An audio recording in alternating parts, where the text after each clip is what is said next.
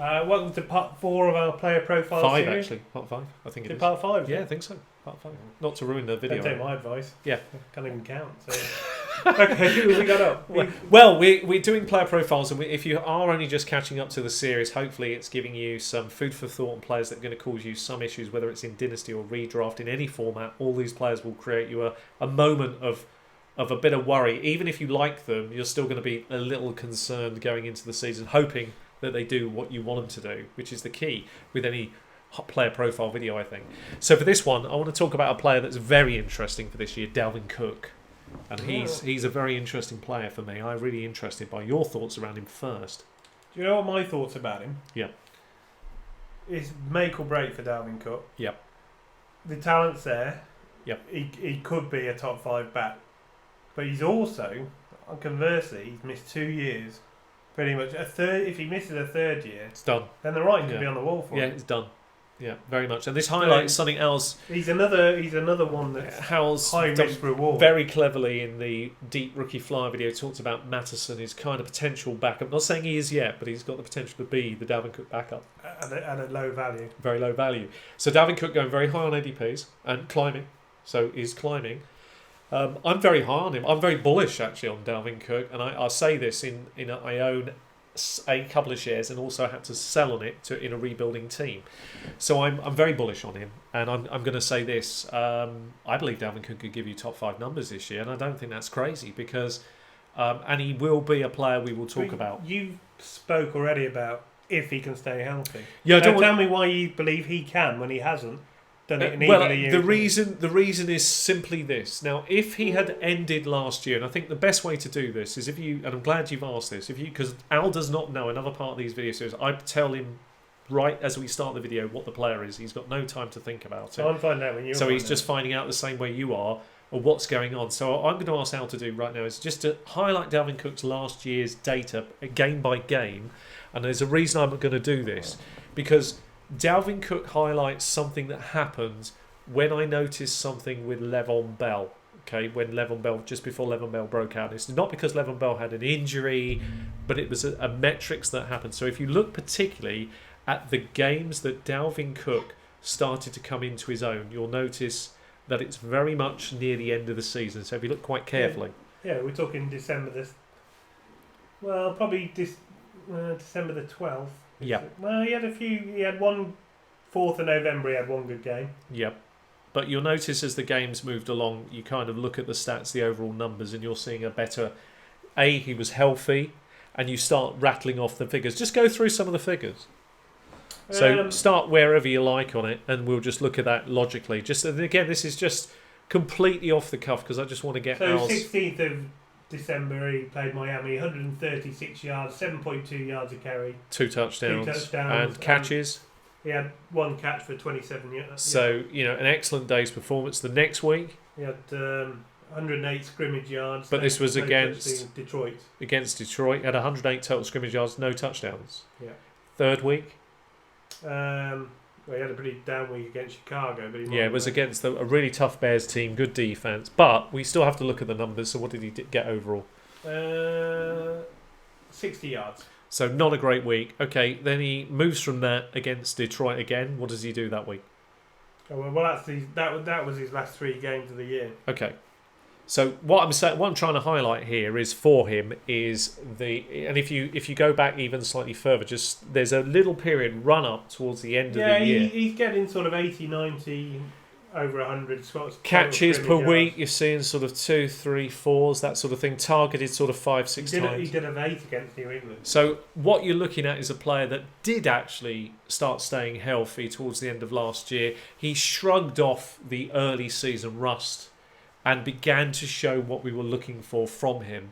I believe with the off-season he's just had spells immense value. So him going in the second round of drafts for me is really amazing because I think he's a great target player in any redraft format. He's a guy I want.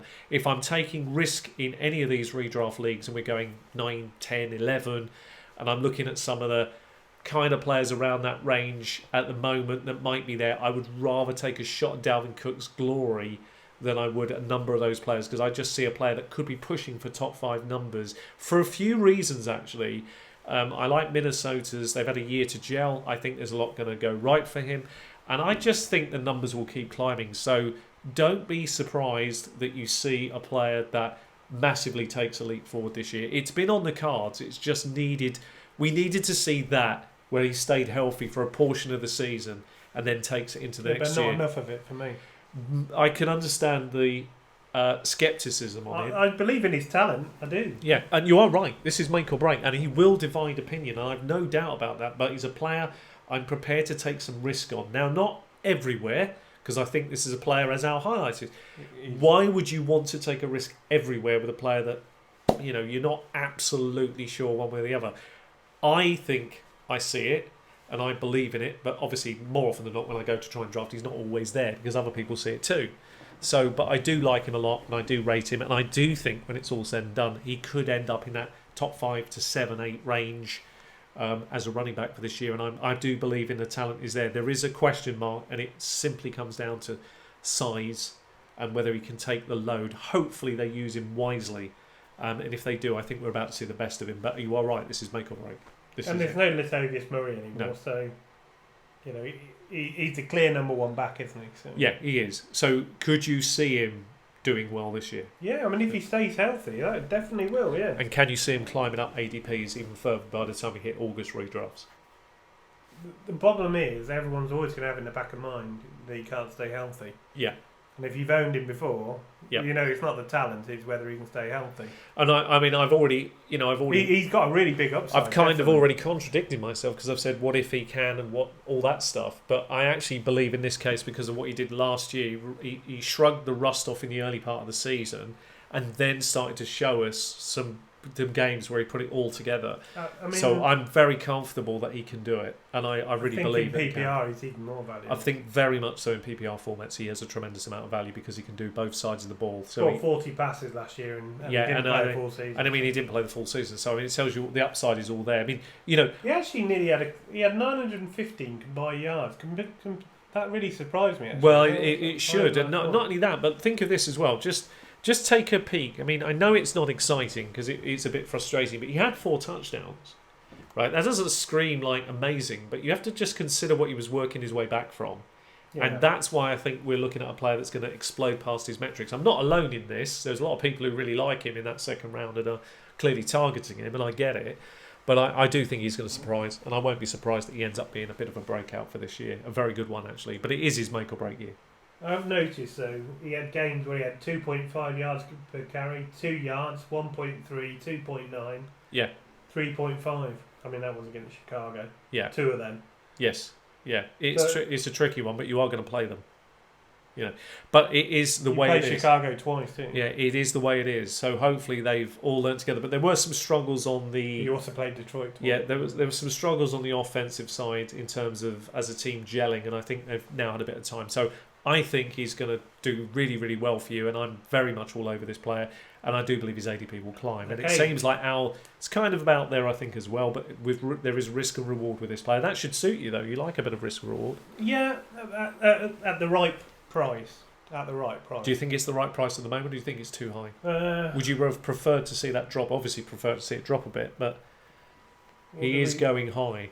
I mean, at one point... He's going 15. Yeah, I mean, that's what Dynasty, hang on. Let me just do if we do redraft, it should be a little higher than that, but it won't be a lot. Maybe 5 places higher. No, I think it'll be lower in redraft. You think so? Yeah. Go ahead, let's see what they tell us. Dalvin Cook is 19. There you go. So about, interesting, isn't it? About just below Gurley. Yeah. I would prefer him, obviously. So he's worth a shot. I mean, 19, you can't really argue with it there. That's if you had a top grade wide receiver and a Dalvin Cook, that seems like quite a good base to work off. But you will need to think about potentially with Dalvin Cook. I suppose what we're really saying here is there is risk. So maybe the Matteson backup is a good move in this case, if you can get him. Yeah, as long as he's still there, If he ends up being the backup, if he hasn't been cut, yeah, definitely, absolutely. Anyway, that's been one of our player profiles. Okay, what do you think? Are you buying? Has Sean convinced you that Dalvin Cook's the... Are you buying into the potential the guy has a huge year ahead of him, or are you thinking that this is a player to avoid? And I can understand the argument both ways, and I can only tell you what I believe is about to happen, and there are a few reasons I think that, but I'm probably I'm not alone in thinking Can- it, but there'll be many who Can don't you think he put can that do it. much that stock in a high pick that has missed a lot of time? Only 2 years ago. I like it in the second round of a draft. I'm not so comfortable in the first, although I could see me risking it in some draft formats because I'm looking for that top running back I believe is there. That could be a risk, but it's not by a lot because I know I've still got a pick to come back in the early second, so I've got some ways of manoeuvring whatever I decide to do. But I won't be alone. There'll be many who will also buy into Dalvin Cook's potential. But this is his final chance. Potential, yeah, definitely. This is his final chance, and he could be a player that we'll look back and say, "Well, Sean, you use the metrics of avoiding these kind of players. You still said he was very good to go." We could be burying him by this time next we year. could, yeah. But I think we may see the emergence. We're going to have a little ceremony where he's gone down for the third. It's always easy to keep burying a player based on the fact they haven't done it, but just in this guy's case, I just see something that screams to me that that's about to happen. So I really believe it. Like Corey Davis. Unlike Corey Davis, yeah. Okay. All right, thanks for watching, and if See you you like next to, one. give us a thumbs up and subscribe if you'd like to. Thanks very much. Thank you.